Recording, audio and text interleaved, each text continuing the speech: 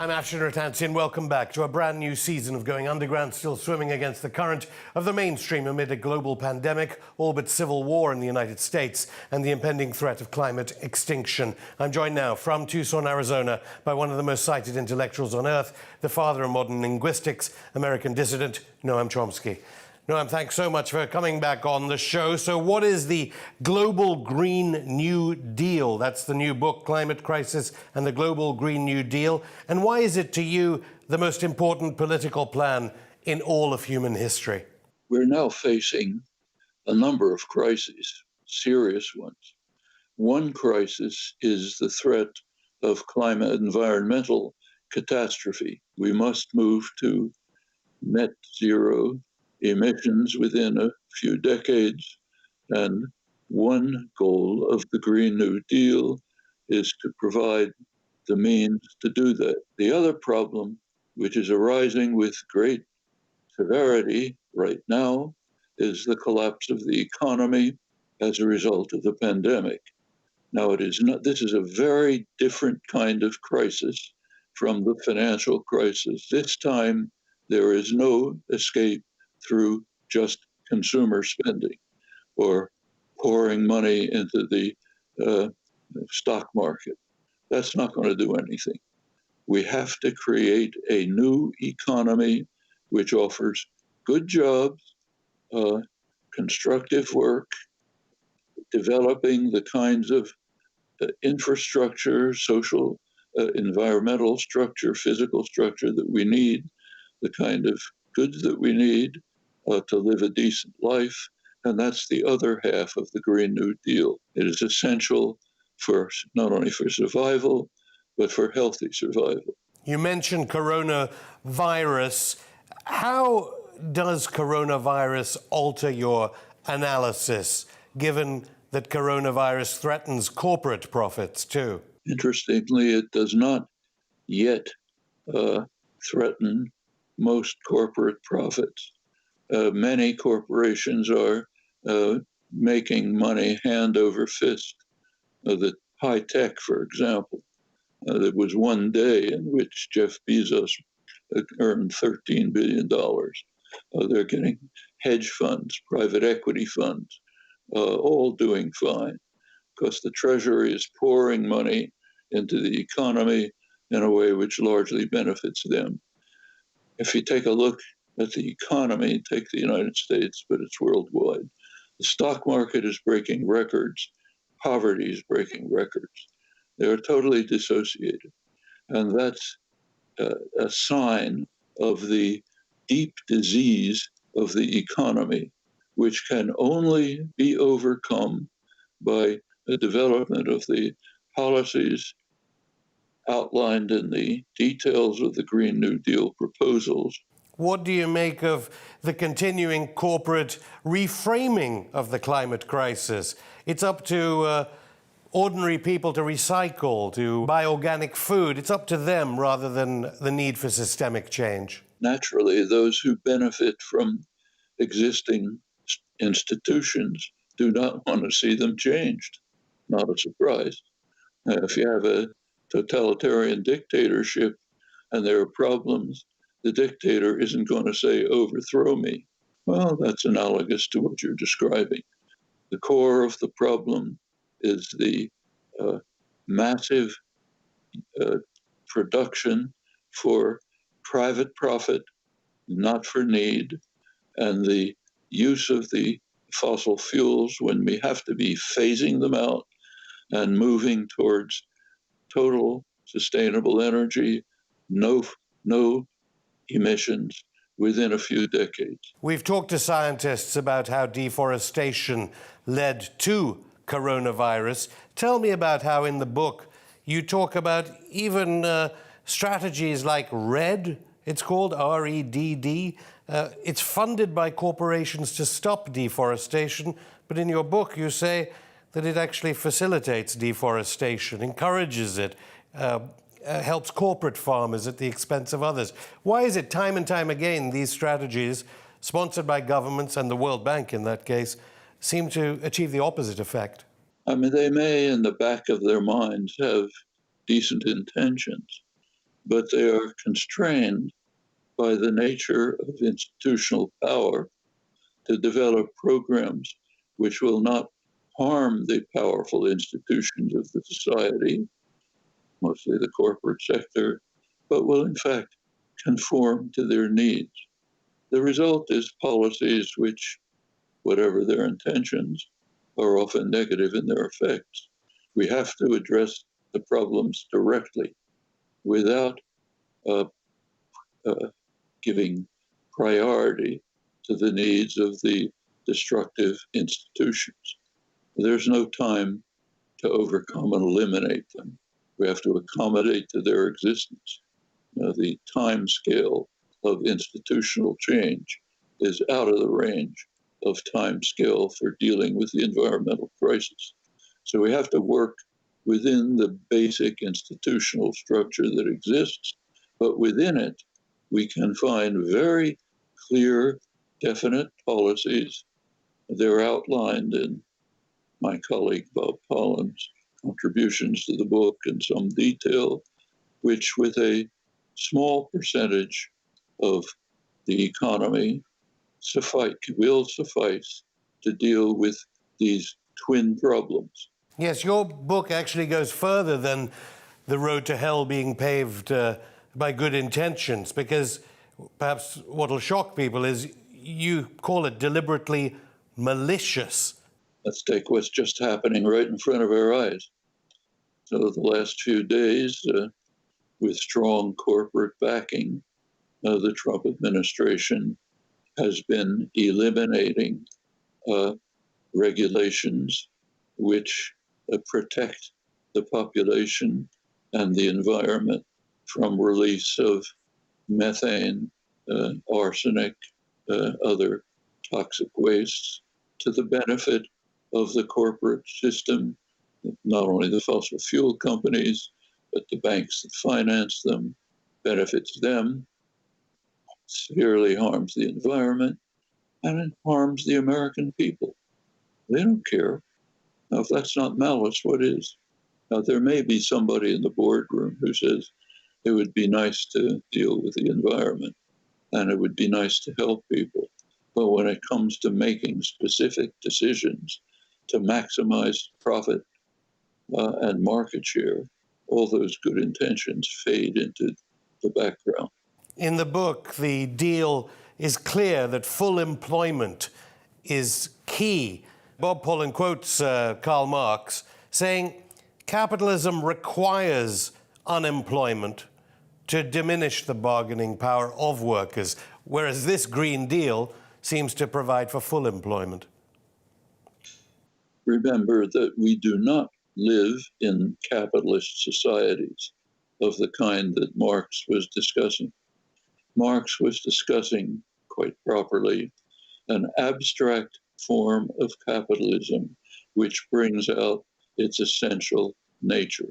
So every existing society is one or another form of state capitalism, where state action has been undertaken under popular pressure to mitigate the destructive forces of pure capitalism.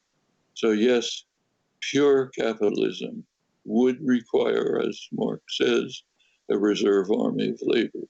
But state capitalism can overcome that flaw and move to guarantee employment, and in fact, decent employment to everyone. Doesn't deal with all the problems of capitalism. In fact, we were moving pretty close to formal full employment under Obama's tepid response to the financial crisis, continued by Trump. It was not the kind of full employment that any decent human being would want. A very large part of it was highly precarious jobs at very low pay. I've got to ask you, does it surprise even you how capitalism has reinforced systems of power amongst elites, even though it may endanger their own children? Suppose you're the CEO of JP Morgan Chase, biggest bank, or ExxonMobil. You basically have two choices. One choice is to meet the requirements of the institutional structures that exist and work to maximize profits, no matter what the human consequences. That's one choice. The other choice is to put those aside and work to create a decent world. Suppose you make that choice. Then you're immediately thrown out by the board of directors and somebody else is put in who makes the first choice.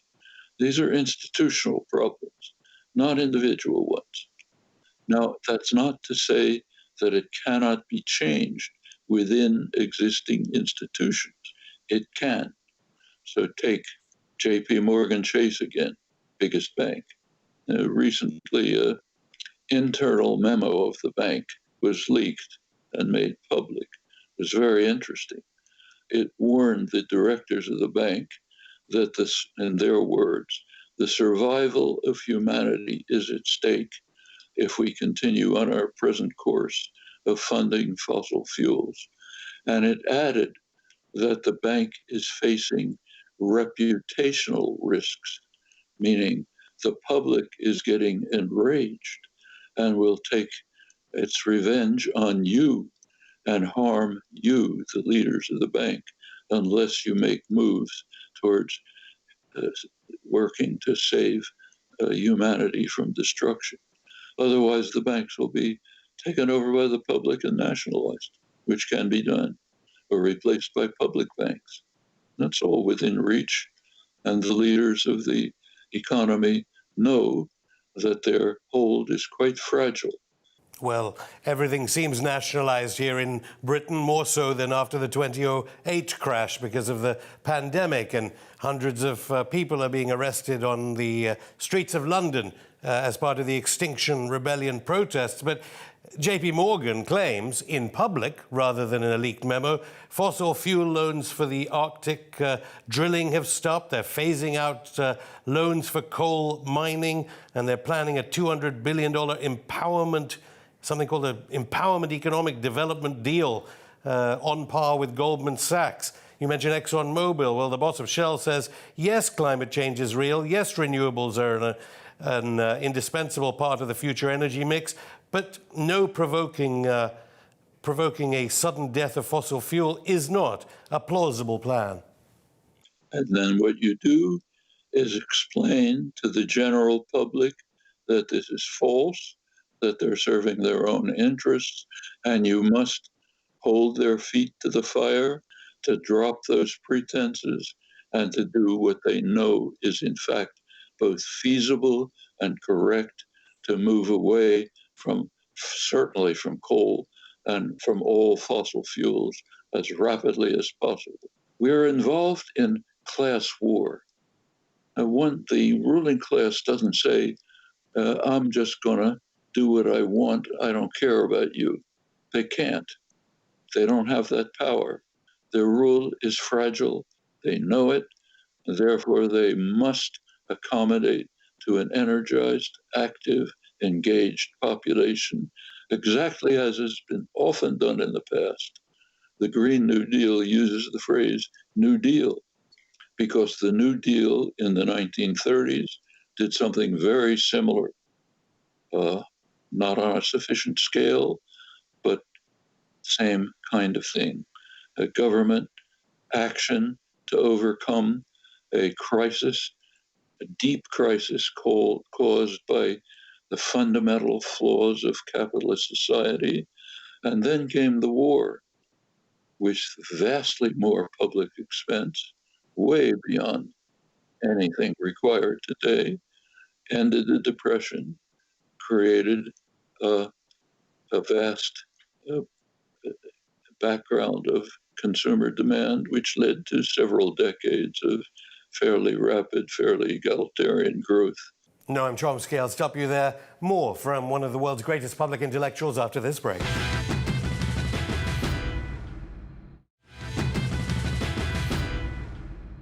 Welcome back. I'm still here with American dissident and author of the seminal Manufacturing Consent, Noam Chomsky. You mentioned the New Deal, Clearly, your primary process for the Democrats did not elect Bernie Sanders, who favored New Deal-style politics. Here in Britain, of course, Jeremy Corbyn lost the election. What do you make of November? You say in the book the Democrats are in the pockets of Wall Street lobbyists. The Republicans you compare to right-wing fringe parties of Europe. Yeah, that's correct. We have it right now. The Republicans are way off the spectrum. They are, in international comparisons, they are compared with the parties in Europe with neo-fascist backgrounds. And on issues like the climate, they're the worst in the world. The Trump administration wants to race towards maximizing the use of fossil fuels, eliminating the regulatory system, which reduces somewhat their destructive effect on the climate and on the population, perfectly open about this. They're not pretending anything otherwise. Take a look at the Republican convention, not a word about it, just trying to arouse people's emotions, fears about white supremacy, about the taking away their guns, any emotional appeal you can imagine. It's all very familiar from autocratic regimes of a neo-fascist variety. And inside the Democratic Party, there's a conflict, very striking conflict. You can see it if you look closely at what's happening. So take climate. You go back about 2 weeks, take a look at the internet 2 weeks ago. Look for Democratic Party climate program. It was a pretty progressive program. It was Biden's program, forced on Biden. He didn't choose it. Forced on Biden by the progressive base. Pretty progressive program, better than any that had yet existed. Take a look at the same internet now. Take and click Democratic climate program. What you find is nothing. They removed it. The Democratic National Committee, the DNC, basically Clintonite, donor-oriented Democrats, managed in a big power play to remove Biden's progressive climate program. That's a battle inside the Democratic Party. It's very rather similar to what we just saw in Britain, where the Blairite right-wing Labour Party, Parliamentary Labour Party, managed to undermine the Corbyn campaign in a really vicious manner. It's a very powerful 800-page detailed study of how they did it, which is being mostly suppressed in the British press, but very important, which showed the means that they went to try to undermine Corbyn's effort to develop a Labour Party that would be responsive to the needs of its constituents, a participatory Labour Party with policies that actually had very high approval among the government. The right-wing parts of the Labour Party, the Parliamentary Labour Party, couldn't stand that. They'd rather lose the election than lose control of the party. We're seeing something similar to that in the conflict within the Democratic Party today.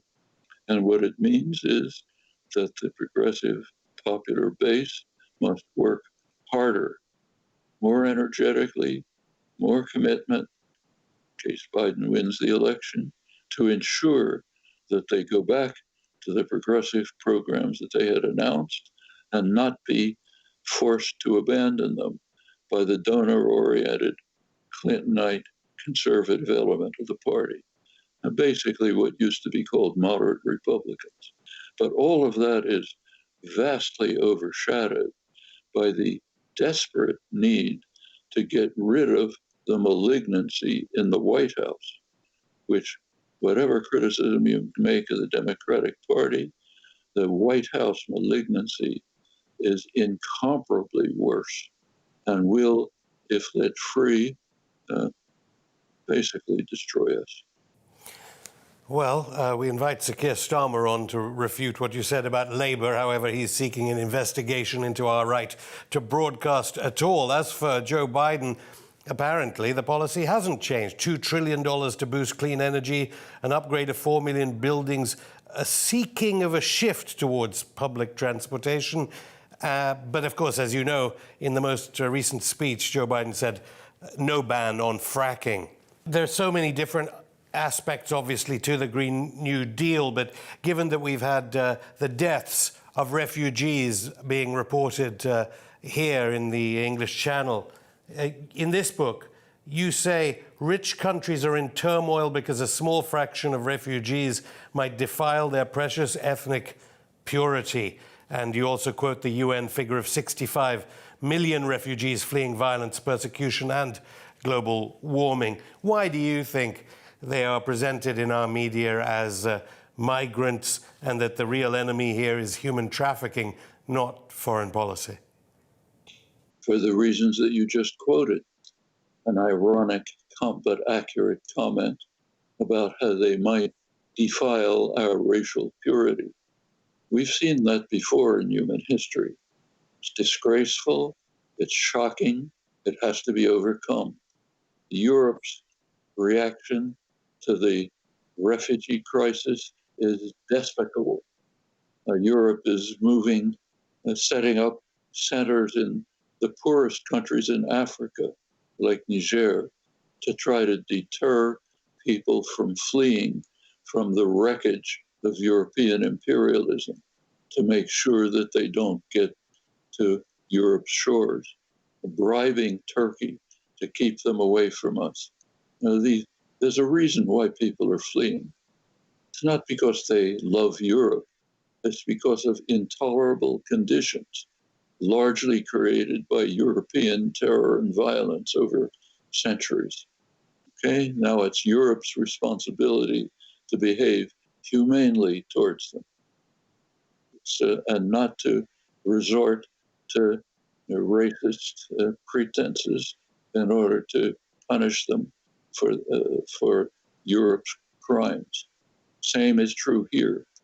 When President Trump compels Mexico to keep Central American refugees from reaching the territory of the United States to call for asylum, which they certainly deserve. Why are they fleeing Central America? Not because they don't like their homes, because U.S. terrorist violence destroyed their country. There are quite a few books people can read of yours about that alleged terror and violence. I just got to ask, though, that you would agree, presumably, with Donald Trump, however, that our greatest immediate threat was a nuclear holocaust caused by nuclear weapons. Agree with Trump. Trump is racing towards maximizing the threat of nuclear weapons. That's why the doomsday clock has been moved, of the famous doomsday clock, has been moved, the minute hand has been moved closer to midnight every year that Trump has been in office. This last January, they abandoned minutes, moved to seconds, 100 seconds to midnight. Since January, Trump has continued his attack on the arms control regime, which has somewhat limited the enormous threat of nuclear destruction. He had already eliminated the INF Treaty. A couple of months ago, March, he eliminated the Open Skies Treaty, which traces back to Eisenhower. He is now delayed on frivolous grounds, delayed the renewal of the New START Treaty. By now, it may even be too late to renew it. That's the last of the major treaties. He's even gone beyond that by threatening to start nuclear testing.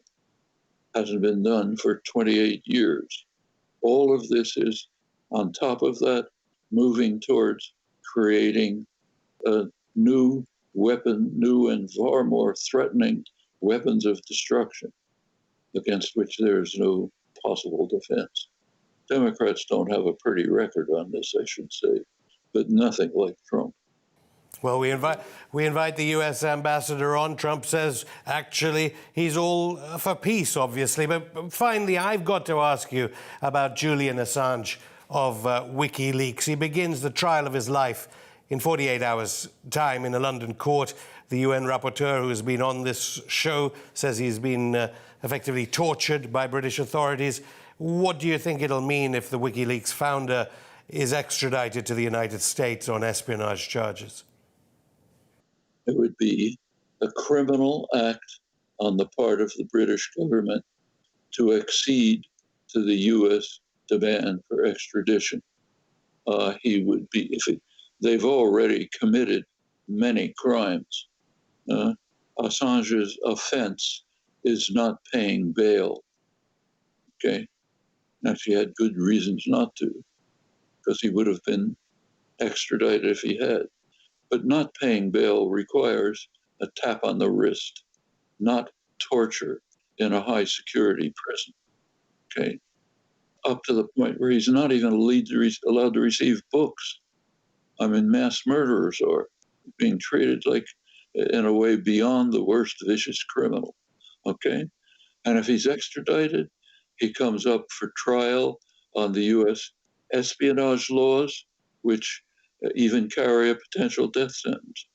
His trial, he's being tried because he committed the crime of letting the general population know things that they have a right to know and that powerful states don't want them to know.